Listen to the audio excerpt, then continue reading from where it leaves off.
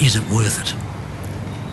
I, as a commander, ask myself that question many times, and I really, really struggle with it.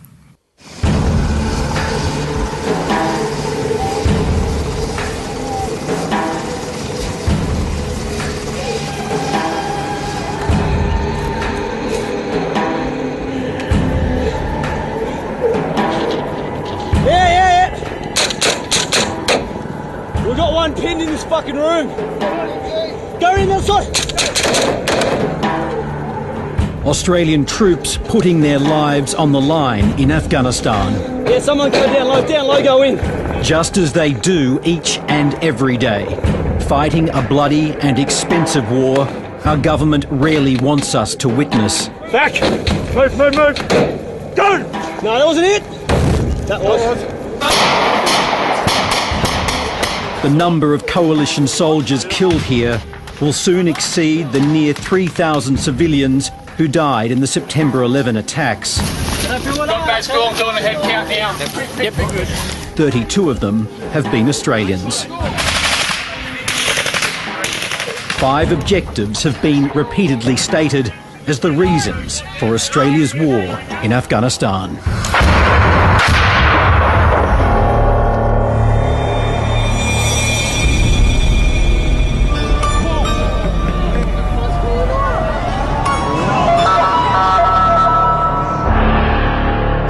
Objective 1. Honour the ANZUS Defence Treaty with the United States. On September 11, 2001, then Prime Minister John Howard was in Washington. His response to the terrorist attacks was as immediate as it was visceral. We will stand by them, we will help them, we will support actions they take to properly retaliate in relation to these acts of bastardry. I certainly don't have any regrets about Australian involvement, the instantaneous commitment to stand beside the Americans, and I believe very strongly that if we hadn't have gone into Afghanistan, then there could well have been multiple further attacks.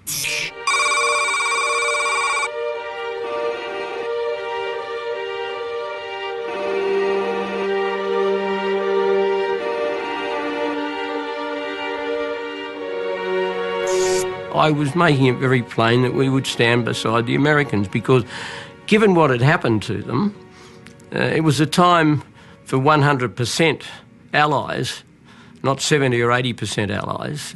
And I did see that attack, and I still do, as being an attack on our way of life as much as an attack on the American way of life. And I spoke, I'm sure, at that time for the great bulk of the Australian people. For the first time in its 50-year history, Australia invoked the ANZUS Treaty. Good afternoon. On my orders, the United States military has begun strikes against Al-Qaeda terrorist training camps and military installations of the Taliban regime in Afghanistan.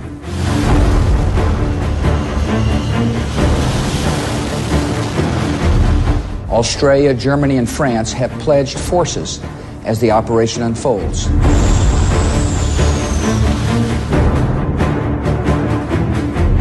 Well, it's always of advantage to this country to have a close alliance with the most powerful democracy in the world, militarily speaking and economically speaking.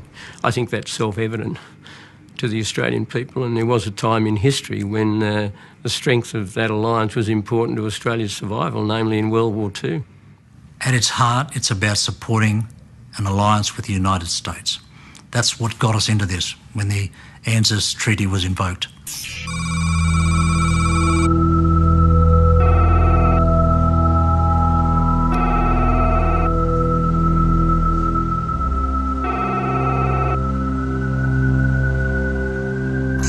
Is it worth it?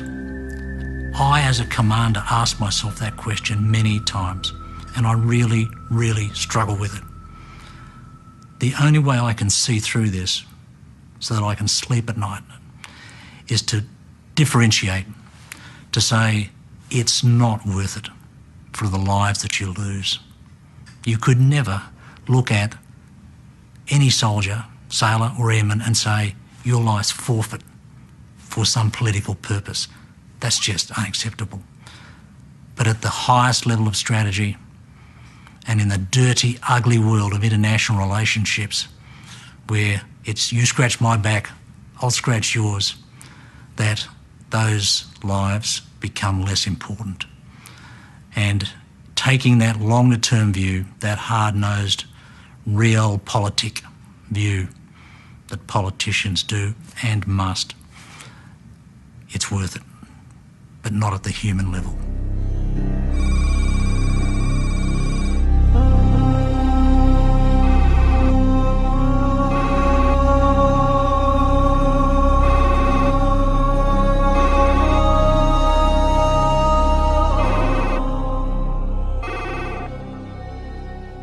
At some point you reach a level where you say, enough's enough, and it's time for us to focus on providing legitimate support to the alliance, but in ways that don't expose young Australians to potentially being the last person to die in a war that we're leaving anyway.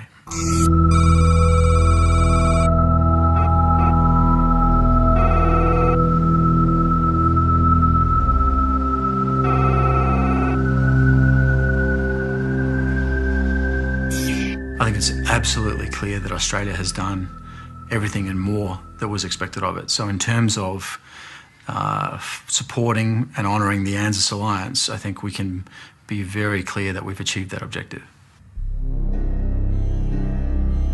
Objective 2.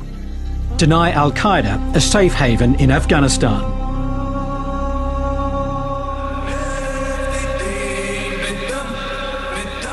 Denying Al-Qaeda a safe haven has been the most consistently stated justification for the war in Afghanistan. On the morning of September 11th, 2001, I was in the White House attending the senior staff meeting of the National Security Council.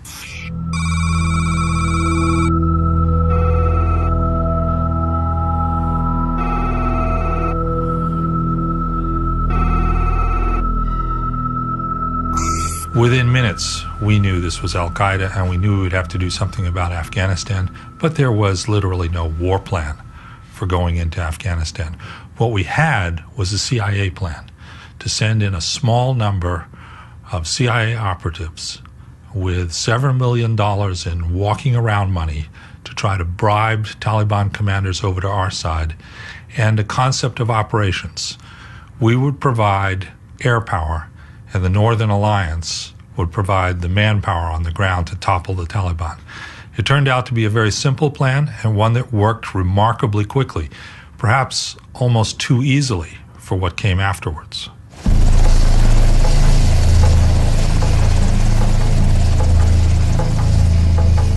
From the outset, Australia was part of the hunt for Al-Qaeda. 150 Special Forces troopers landed in Afghanistan in December 2001.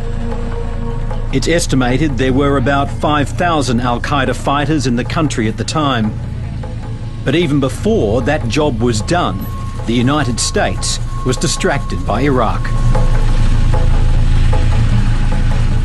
People in the field in Afghanistan in late December or mid to late December 2001 were already losing support from Central Command headquarters and losing the attention and planning support and air power that they needed to close the door on Osama bin Laden, because the planners had been directed to start focusing on Iraq. I was aware that America had the possibility of a military operation in Iraq in mind, although it would be wrong to say that any final decision had been taken at the end of 2001. Osama bin Laden escaped to Pakistan, and since 2002 it has remained the main base of Al-Qaeda's operations in the region. The only way we can go after them in Pakistan is from bases in Afghanistan. The SEAL team that killed Osama bin Laden flew out of a helicopter base in Afghanistan. Had it tried to accomplish that mission from an aircraft carrier in the Indian Ocean, you can be sure it would have failed. It's just too far. The drones that put unrelenting pressure on Al-Qaeda every day in Pakistan all fly out of Afghanistan. without bases in Afghanistan, we'd be able to put no pressure on Al-Qaeda in Pakistan. And I think we saw very dramatically on May 1st last year that Pakistan is in a very ambiguous relationship, even with the highest leaders of Al-Qaeda, like Osama bin Laden, who wasn't hiding in a cave in the mountains. He was hiding in the front yard of the Pakistani army. Nobody can guarantee whether or not Al-Qaeda can come back.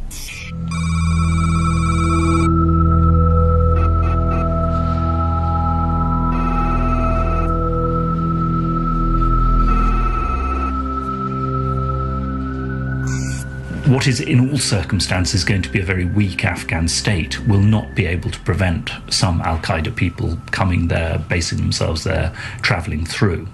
But what I think can be prevented, certainly in the context of a peace deal with the Taliban, if that is achieved, is to prevent Al-Qaeda setting up the kind of bases and training camps that it had before 9/11 in Afghanistan. Objective 3. Topple the Taliban regime.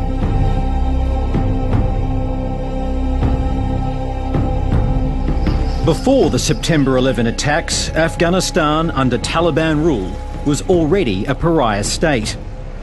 When the Pakistan-backed movement took power in 1996, it imposed a strict regime of Sharia law and killed thousands of civilians. The Taliban's brutal treatment of women attracted international condemnation. But it was their refusal to unconditionally surrender Osama bin Laden and other Al-Qaeda leaders which led to war with the United States and allies like Australia. The Taliban were brilliantly and very quickly defeated in 2001. It's clear in retrospect that they'd lost the confidence of the vast majority of Afghans. But with a safe haven in Pakistan and with the active support of the Pakistani Army and Intelligence Service, the Taliban have staged one of the great military comeback stories of the last 50 years.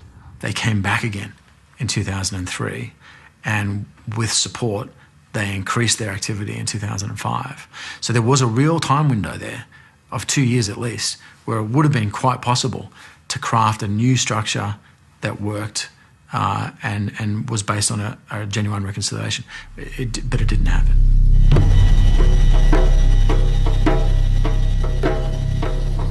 By 2002, so confident was the coalition that the job of defeating the Taliban was done, that Australia withdrew virtually all combat troops from Afghanistan, only to send them back in 2005. I mean, you might argue, well, we should have left them all there, but I can tell you if we'd left them, we had all left all of our forces there, no matter what anybody was saying about Iraq, we'd have been heavily criticised for keeping forces in a country after the immediate objective had been achieved. Bear in mind that the objective was not indefinite occupation.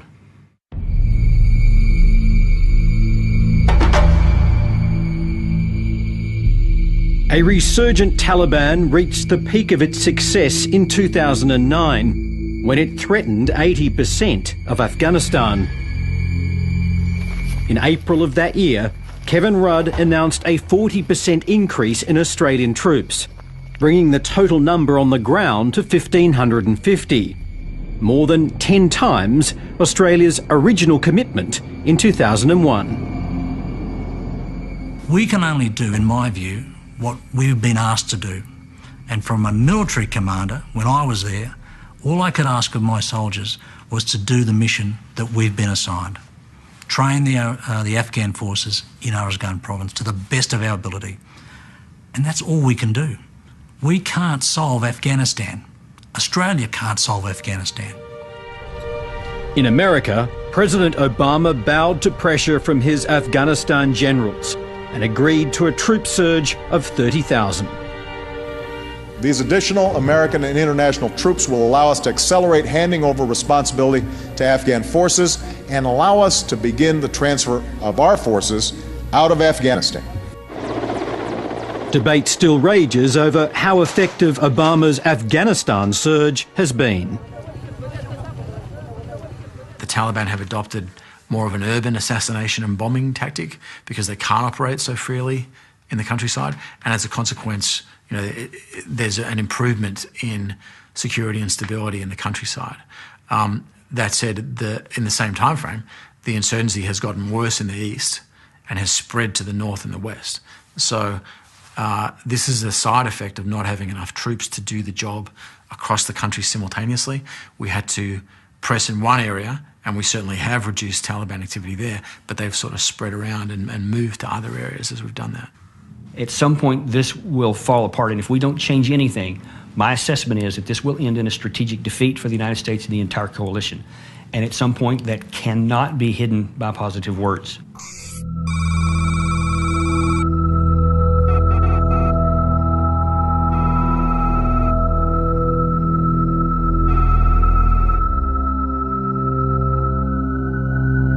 If all of your actual evidence shows that when you leave somewhere, the Taliban immediately comes back in, then what possible rationale could you place to say, but this time when we leave 23,000 in the next 6 months, well, that's going to work, that's going to stay.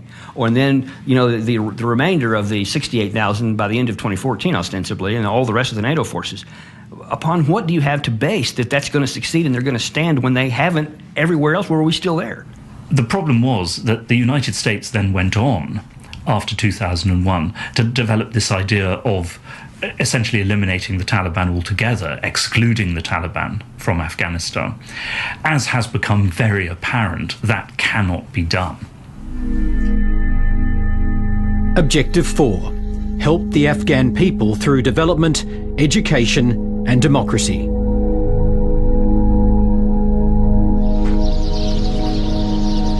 The war may have begun as a pursuit of Al-Qaeda, but lofty ideals of helping Afghanistan's people were quickly grafted on to justifications for the invasion. We see the work that's being done and the progression being done. I think if we weren't here, the progression of construction would be extremely slow.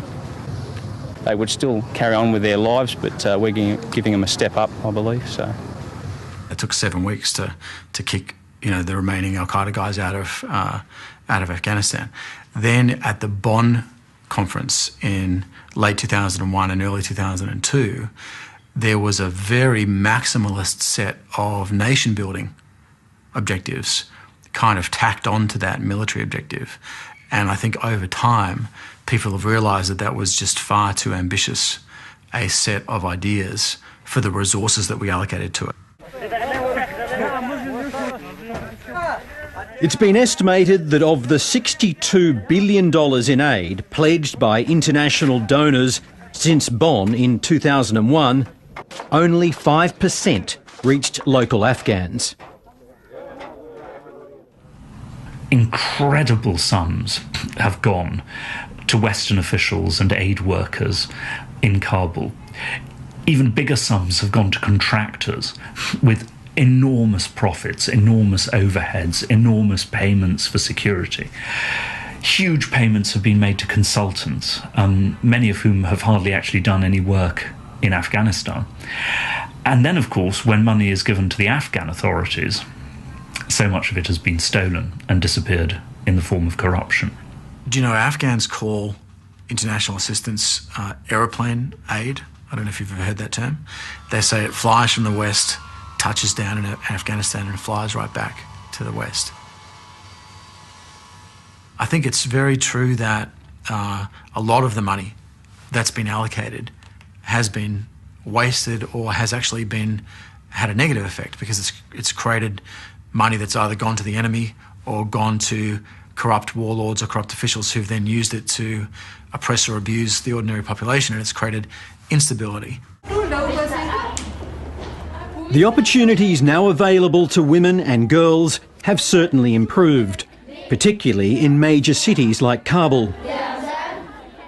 Only 5,000 girls were in school in 2001. Now 2.7 million are being educated across Afghanistan.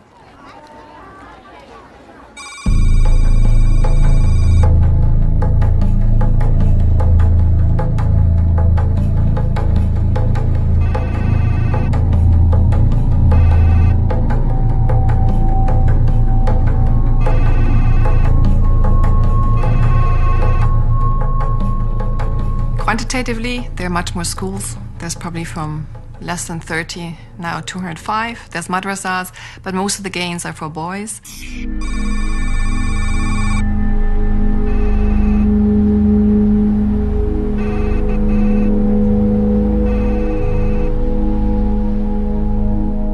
So, I mean, you could say they're making some progress in education, but you unfortunately still have a fairly conservative society.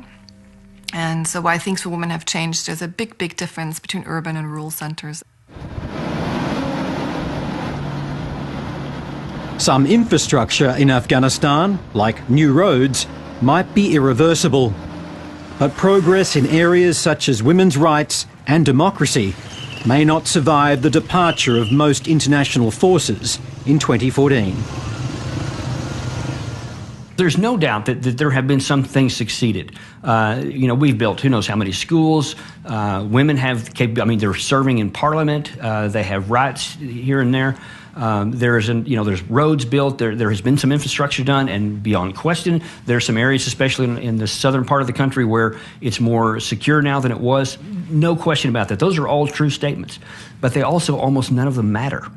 Virtually everywhere that we have picked our boots up, and this is open source, this is not classified information, you can read this online, the Taliban immediately comes back in to take over.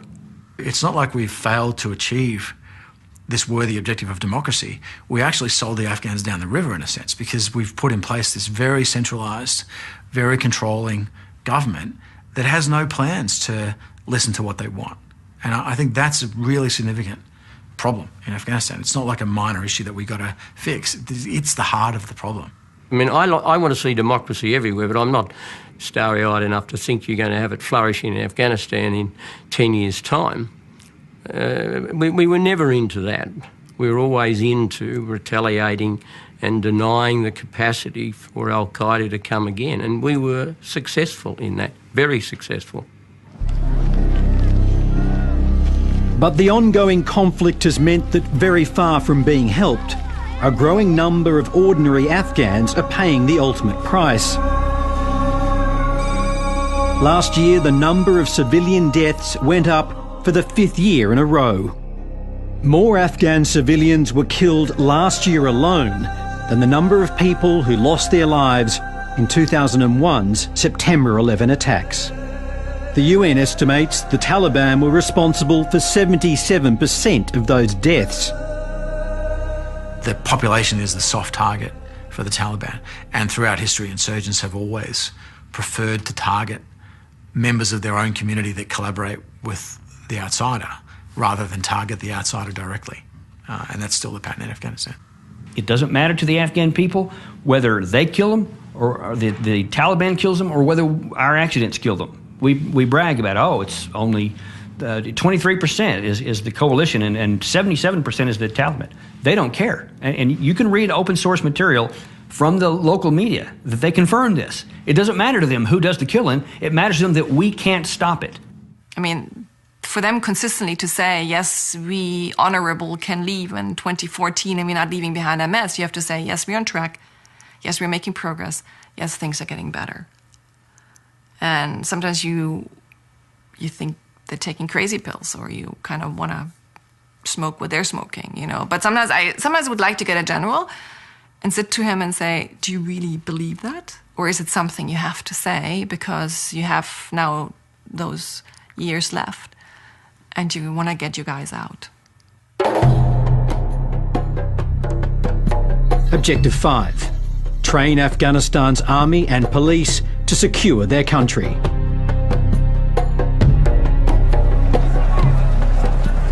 Since President Obama named 2014 as an exit date, the NATO mission has focused on increasing and improving local forces so they can take the lead in securing Afghanistan. The stated goal is to leave behind 195,000 competent Afghan soldiers and 157,000 police. But the challenges are formidable. Afghanistan's army is plagued by corruption, desertion, illiteracy and drug use. The reputation of the police is worse. I think we've made massive progress, but I think we still have a huge way to go. And it's certainly not a done deal that we're going to get to where we need to be by the end of 2014. I'm quite sceptical about that. The goal for us is to train a single brigade. Now, a brigade of the Afghan army is around 2,500 people, and it comprises about 4 groups called Kandaks of about 600 or so. And that's essentially the fighting force that we're trying to train up. Now, that force is patchy in terms of its quality and the training it's received. Part of it's going okay. Parts of it have a long way to go. But it is, as an organisation, moving in the right direction. There has been progress, but as late as last October, no Afghan police units and only 1 army battalion were judged by the US Defence Department to be effective without international support. I mean, tell me where the logic is in this. What we have failed to do in 10 full years of war, now into the 11th year, we've already started the return of troops to the tune of 10,000. 23,000 are physically in the process of getting ready to leave. And what we have not been able to do in 10 years, now then we're going to say with a continual bleeding off of troops and the money that goes along with it, the Afghan guys are going to accomplish what they could not do with our presence there without our presence there. Australian Special Forces in Uruzgan have been criticised for working not with government security forces, but the private militia of a local strongman and now police chief, Matiullah Khan. Sometimes the people we deal with are not attractive people. Sometimes they've got to where they are by getting blood on their hands. It would be impossible to find someone in Afghanistan, I would judge, who hasn't got some blood on their hands somewhere if they're in a position of power. We just have to accept that. It's ugly, it's unattractive, it's un-Australian, but that's the way it is. So we need to work with it. You can't say we're pro-government, we're pro-governance, and then you work with groups like that. Suzanne Schmeidel was recently contracted by AusAid to assess local perceptions of Australia's efforts in Uruzgan. She is not optimistic about the province's chances after 2014. A local colleague of mine, when I discussed with him about whether Matiullah would be able to hold, he said that he'd think that the Taliban might be able to retake Uruzgan in 2 weeks after the Australians withdraw. All the evidence suggests that the Afghan security forces will not be strong enough to defeat or contain the Taliban after 2014, the way things are going. There have been so many cases in recent months, both of attacks by Afghan soldiers on Western forces, but also so many cases of rape, extortion, kidnapping, murder by the Afghan police. That isn't to say that the Afghan state will collapse completely, but in my view, without massive Western support, this army will not be capable of holding most of the Pashtun areas against Taliban attack. Australian troops have been attacked by the Afghan forces they are training 3 times now. Incidents known in the military as green-on-blue attacks. There have been about 30 such incidents across the coalition since 2007, resulting in 80 deaths. 75% of them have happened since President Obama announced an exit strategy. The people have thought, well, the international community's leaving, I've got to show that I'm not a collaborator, and the way that I do that is I turn on the international community now to demonstrate that anti-coalition credential while there's still time. And I think that not only explains green on blue, it also explains some of the behaviour we've seen from very senior Afghan leaders, including President Karzai.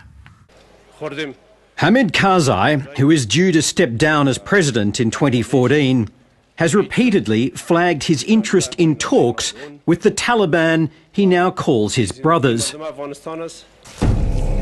10 years ago, the Taliban were regarded as an enemy barely worth talking to. Now negotiating with them may be the only plausible path to peace. There can be no political solution to this war unless it's an Afghan political solution. We can't have a peace agreement between Brussels and Kandahar. We need to have a peace agreement between Kabul and Kandahar. The very fact that now the Taliban is thinking about talks is a very encouraging one. But they will only be willing to think about talks as long as they believe that we're not going to just simply walk away 100% from Afghanistan, either in 2012 or in 2014. But the Taliban says there can be no settlement unless international forces leave. If the United States is determined to keep military bases and special forces in Afghanistan for a long period after 2014, then yes, that will make a settlement with the Taliban impossible. The Taliban have stated repeatedly that they cannot possibly agree to that. And so a war soon to become Australia's longest continues with no imminent victory or political solution in sight. We are doing all we can do in the military side, and we're actually doing a pretty good job. But to what end? Where are we heading? And we're not, I don't see the political solution that needs to be in place to now allow us to leave in 2014. So that to my mind is the real problem, and it's much bigger and harder to deal with, actually, than the military stuff. To be frank, it's a bit heartbreaking. It has been a bit heartbreaking for me and some of my colleagues and friends to see how potentially a very, very good opportunity and chance in Afghanistan was squandered. If you're just tossing away life, whether Afghan life or American life or Australian life, if there's not some benefit to the coalition, to the country, to the people of Afghanistan, then you've got to ask, why are we doing this? Why are we still doing this? A question that gets harder to answer for public consumption as the years roll by, but still confronts Defence Minister Stephen Smith, who's just come back from Afghanistan and joins me now. Stephen Smith, it seems to me that it's not just a case of why are we still there, but when the coalition has gone, what will it leave behind that will justify the cost? Well, we're still there because it's in our national interest, it's in our national security interest to stay and finish the job. And the job won't finish at the end of 2014, which is why for the last 12 months or more, Australia has been arguing and saying to its international partners that we need to focus on the post-2014 international community contribution. And that's now seeing a couple of very important issues crystallising for the Chicago NATO Leaders Summit, which the Prime Minister will attend. Firstly, resourcing the Afghan National Security Forces after 2014, and secondly, what international community support will there continue to be to give support not just to the security forces but also to the Afghan institutions. The American drawdown of troops is on the way. We've seen again overnight from Kabul, the presence of the Taliban is still very much there. You heard Colonel Davis say, if with all the might of the coalition forces combined with the Afghan military has not been able to stop the killing, has not been able to rid Afghanistan of the insurgency, why is that suddenly going to be possible with Afghan forces alone after 2014, no matter how much money you pump in from the outside on top of the billions and billions that's already been spent? Well, Colonel Davis's analysis is not one that I share. It's not one shared by his military seniors, nor is it shared by effectively everyone I spoke to in Afghanistan, in Kandahar, in Tarin-Kot and in Kabul last week. But that doesn't surprise me, because for any of the senior military or governments to acknowledge any right in what he says is to acknowledge failure. Well, I'm not saying that we've got rose-coloured glasses on or that we are starry-eyed about this. It's difficult, it's dangerous. Risks continue, very high risk, whether it's safe havens in Pakistan, whether it's issues about corruption or drugs or governance so far as Afghan governance and institutions are concerned. But the overnight events in Kabul really show, in my view, a number of things. Firstly, the entire response was handled by Afghan national security forces themselves. They weren't handled by International Security Assistance Force combatants. They were handled by the Afghans themselves, and handled, on the advice I have, pretty well. Secondly, we've seen, and I've been saying this for more than 12 months, we will continue to see the Taliban and other associated groups resorting to greater reliance upon the roadside bombs, the IEDs, but even more so, greater reliance upon the high-profile, propaganda-motivated attacks, including suicide bombings using children. We've seen more of that. That's because they haven't been able to make up the ground that they've lost in the field, and that's been the case really for the last 18 months. The surge, which was United States and International Security Assistance forces, has been effective. They have not been able to take back any ground at all, and that's why they've been resorting to the high-profile attacks, and that's also why, for the first time, we've seen clear indications that they are contemplating having talks. Now, it's at early stages, but it does underline the point Australia has made for a number of years, that this can't and won't just be a combat or military solution, it also needs to be a political solution. Well, you disagree with Colonel Davis. Do you also disagree with Suzanne Schmeidel, who has been there since 2002, who has significant credibility, who was lead author in a report that was commissioned by AusAid, an Australian government agency? She says, when she hears coalition generals talking about being on track, making progress, things getting better, she thinks they're taking crazy pills. Well, she's been dealing quite correctly with the development issues and the governance issues and the services on the ground. And I have repeatedly made the point that in terms of progress or improvement, we find it first on the security front, particularly with the Army. There's no doubt the police are lagging behind.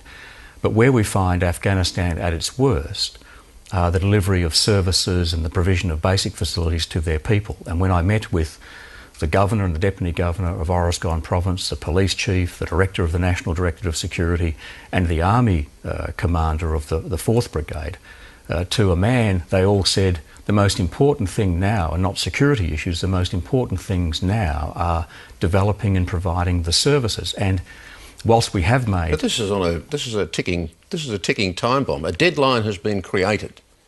How you work that deadline out, I don't know, but a deadline has been created and the time is ticking down. Well, the deadline is transition to Afghan national security forces to enable them to take lead responsibility for security. But how much confidence do you think the people of Afghanistan out in the countryside and provinces like Uruzgan actually have that their government, which has a very low credibility in Afghanistan, can hold the line against the Taliban? And what do you say again to Susan Schmeidel when people say to her in Uruzgan that the Taliban could be back, we'll just move back in within 2 weeks of Australia leaving? Well, to finish my answer, by the time you get to the middle of 2013, you'll have all of the population of Afghanistan under lead responsibility. And that will be the case with the International Security Assistance Forces essentially playing a background and advisory role, a combat role where necessary or required, until the end of 2014. But at 2014, the international community contribution doesn't stop, and it doesn't stop there. But on the combat front, it does. While Australian soldiers now are being killed by Taliban bombs, President Karzai is referring to the Taliban as his brothers. How do you process that? Well, what President Karzai is saying there is what I've said in my own language, which is not only does there need to be enhanced security and a military or combat solution which effects peace and security in Afghanistan, there also has to be a political rapprochement, a political settlement. And we're seeing the early signs of what the Afghans describe as reintegration, where fighters on the ground who've been running with the Taliban are now coming to realise that in many instances they're not fighting International Security Assistance Force soldiers from overseas, they're fighting their own countrymen, their own brothers.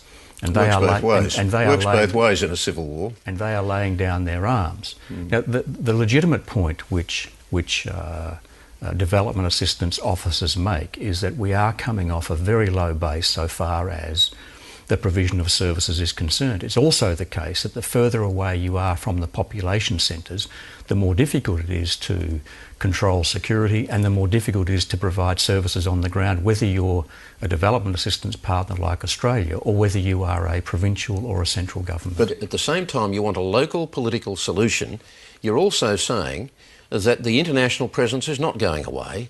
It's still going to be there. Partly, the Americans are making clear they want to maintain bases of some description there because they want to continue to drop bombs on insurgency targets, whether it's extremist Taliban or whether it's Al-Qaeda in Pakistan, which they say they can't do unless they maintain a base there. The Taliban say no political settlement until all foreign presence is gone. So the longer you stay, in their terms, the longer you put off any real solution. Well, two things. Firstly, any political solution can only be an Afghan-led political solution. It can only be brought about by the Afghan government speaking to other parties, including the Taliban. And the establishment of the Qatar office of the Taliban is a very early sign that the Taliban may well be interested in going down that road. They'll only do that if they believe two things. If they believe they can't win militarily and they've made no ground up in the field for effectively 18 months, and if they also believe the international community there is there for the long haul. And that's why it's been so important for Afghanistan to enter into long-term strategic partnerships with NATO. It will effect one with the United States. It's effecting long-term strategic partnerships with India, with Germany, with France. Even in retirement, General Cantwell still clearly lives with the anguish of seeing his soldiers die. And clearly he's still struggling to justify it. Do you struggle to justify continuing to put Australian lives on the line for what so many see, including frontline experts, as a dubious outcome? Well, every time, Kerry, there's a fatality, it sends a shockwave through ministers, it sends a shockwave through chiefs of services and chiefs of defence forces, it sends a shockwave through the service itself. But look, I don't want to be, and I'm not being a cynic on this, but we've seen spin related to war in a big way, really, since Vietnam. You have to say these things. You have to say these things. But do you really struggle for what I've said, according to many experts, is a dubious outcome? That's my emphasis, dubious outcome. I am absolutely of the view that we are there and continue to be there in our national security interests, that we can't allow Afghanistan to again become a breeding ground for international terrorism. As we speak, Umar Patek is being tried in Indonesia. He was the bloke who built the Bali bomb. He was trained in Afghanistan. We can't allow this to occur again because Australian citizens will be at risk. But Pakistan is the new breeding ground. What are you going to do, invade Pakistan eventually?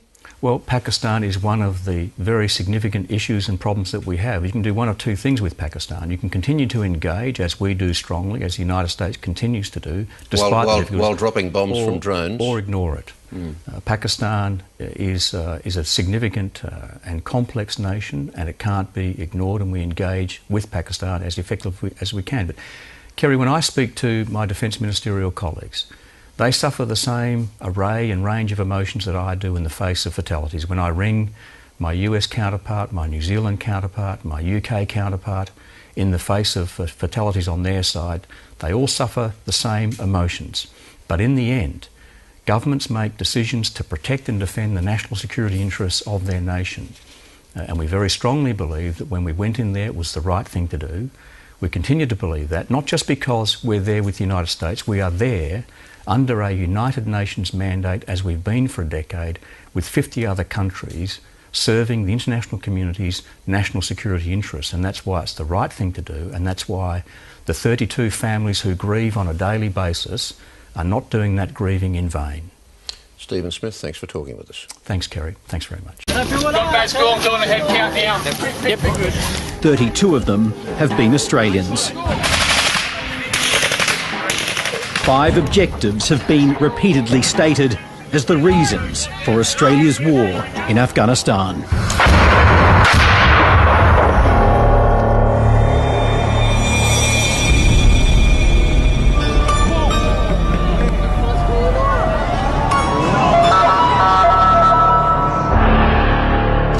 Objective 1.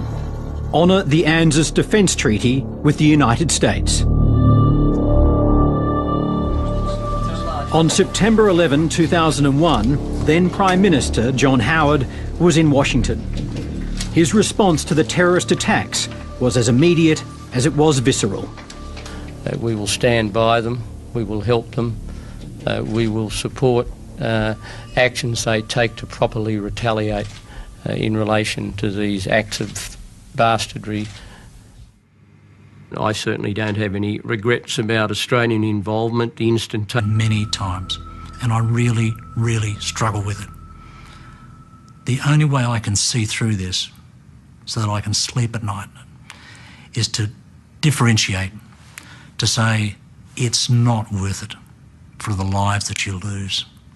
You could never look at any soldier, sailor or airman and say your life's forfeit for some political purpose. That's just unacceptable. But at the highest level of strategy and in the dirty, ugly world of international relationships where it's you scratch my back, I'll scratch yours, that those lives become less important. And taking that longer-term view, that hard-nosed, realpolitik view that politicians do and must, it's worth it, but not at the human level.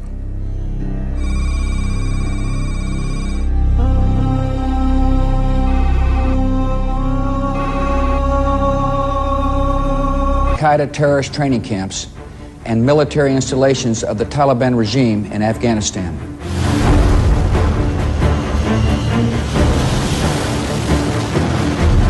Australia, Germany, and France have pledged forces as the operation unfolds.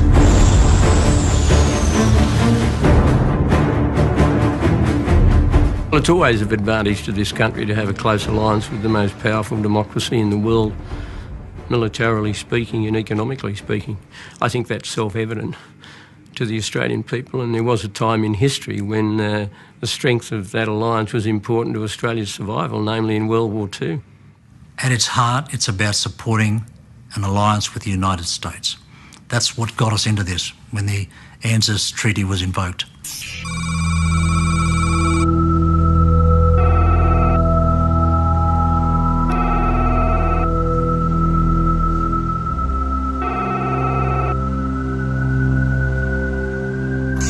Is it worth it? I, as a commander, ask myself that question. Is it worth it?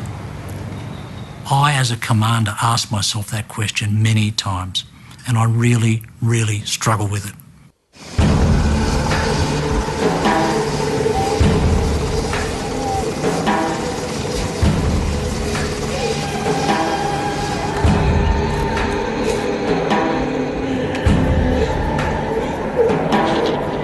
Yeah.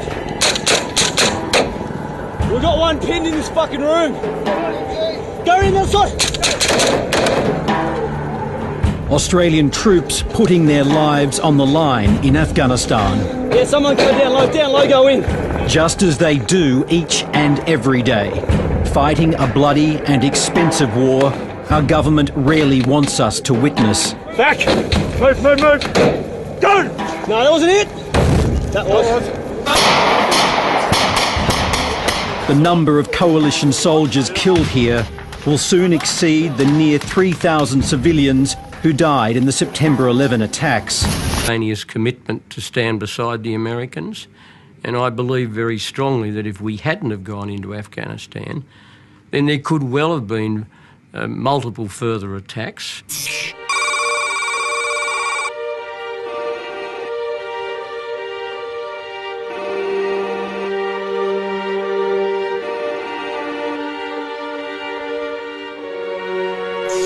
I was making it very plain that we would stand beside the Americans because given what had happened to them, it was a time for 100% allies, not 70 or 80% allies. And I did see that attack, and I still do, as being an attack on our way of life as much as an attack on the American way of life. And I spoke, I'm sure, at that time for the great bulk of the Australian people. For the first time in its 50-year history, Australia invoked the ANZUS Treaty. Good afternoon. On my orders, the United States military has begun strikes against Al-Qaeda.